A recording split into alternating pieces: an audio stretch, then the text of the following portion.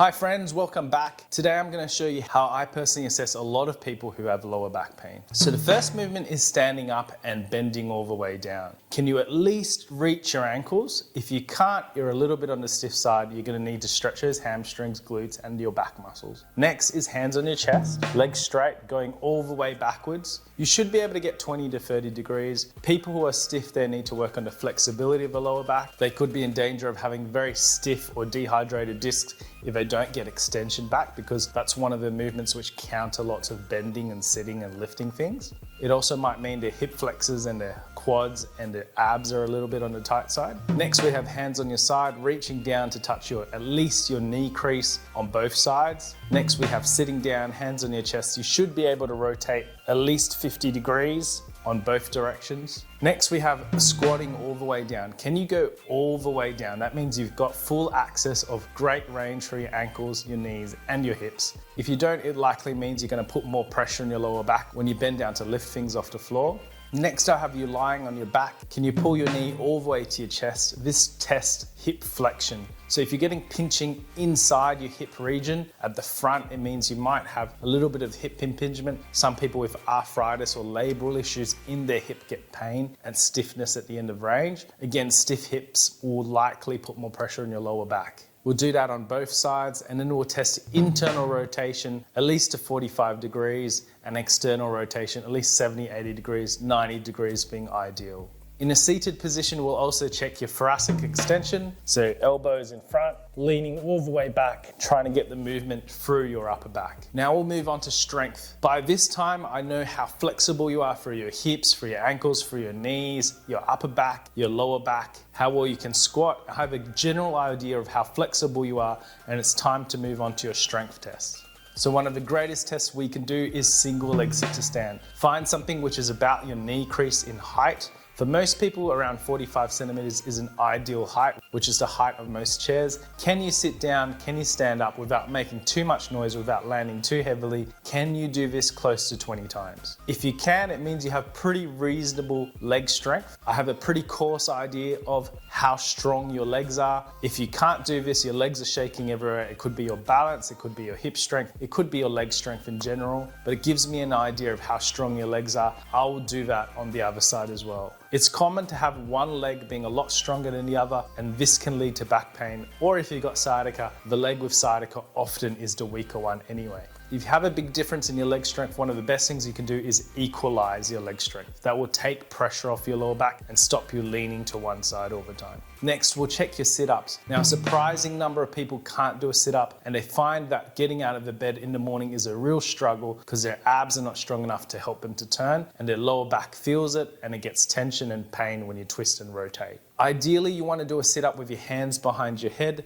and if you can't do that yet, it's a sign that you need to work on your core strength. So work your way up in terms of a 7-stage core test. Next, I want to look at the endurance of your lower back with a reverse hyper or a Beering Sorensen or a Superman hold. At least 90 seconds is what we're after. If you're well short of that, you have a bit of work to do to strengthen your lower back. This to me is often the biggest thing that you need to work on, because it is the strength of your lower back which determines how often you get recurrences of lower back pain. I will also want to look at how well you lift heavy things. Usually in daily life for most people, you won't lift too much heavier than 20 kilos. So we're going to do a very minimum standard of a 20 kilogram deadlift. A little bit of rounding in your back is fine for at least 10 reps all the way down to your ankles. I like to do it with straight knees because it isolates your hamstrings, your glutes, and your lower back. And I also want to see how well you do in the bottom half of your squats. So maybe 10 or 20 bottom half squats, checking on the strength and endurance of your legs before proceeding to a squat with 20 kilograms on your shoulders. 10 kilograms on each side, again for 10 reps.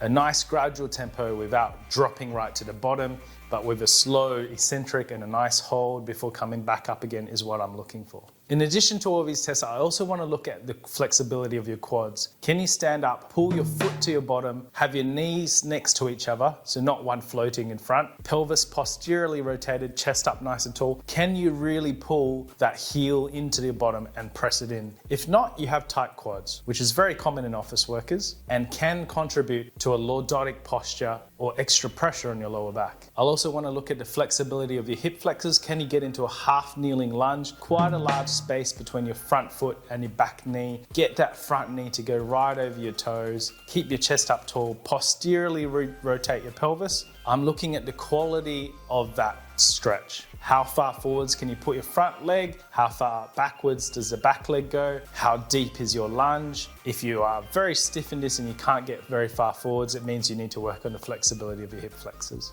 For the groin stretch, I'm looking to see, can you put your elbows flat on the bed or a plinth and push your hips backwards? How wide is your opening? If you're really close in, it means you need to work on the flexibilities of your adductors, which again can contribute to a lordotic posture and pulls on your pelvis and can cause lower back pain or stiffness. I also want to look at the flexibility of your hip flexors and your quads together. So a big couch stretch. Can you get your knee close to the wall while keeping the foot against the wall? Can you press your bottom into your foot? This is a combination of the hip flexor and the quad stretch. Again, if you're 20 to 30 centimeters away from the wall, it means you're very tight. 10 centimeters means you're pretty flexible but need to work on it a bit more. And finally, sitting down, put your foot on your other leg. Can you pull that knee to your opposite shoulder? Can it get close? If you're really far off, more than 30 centimeters or so, you likely have to work on the flexibility of your glutes, which can affect SIJ or lower back pain as well. Any of these muscles being too tight can pull on your pelvis and can contribute to lower back pain.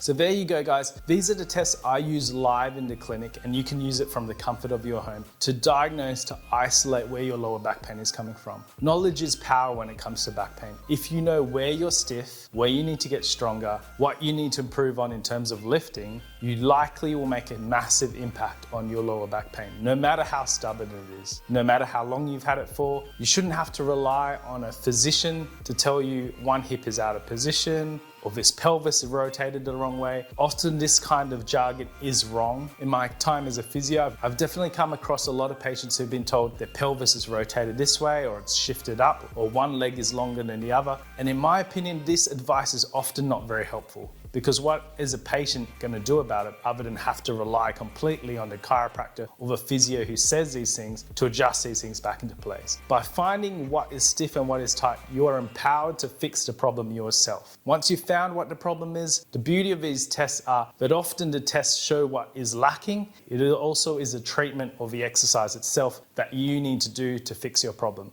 So for example, if your sit-ups are not very strong, if you're very weak in your core, well, you may have to practice some version of sit-up or core strengthening. If your legs are a little bit weak on the squats, you need to practice it. If you are inflexible in your hip flexors on the couch stretch, you just need to practice it. So it's very simple, very valuable advice. Thanks for watching. Please like, follow, and subscribe.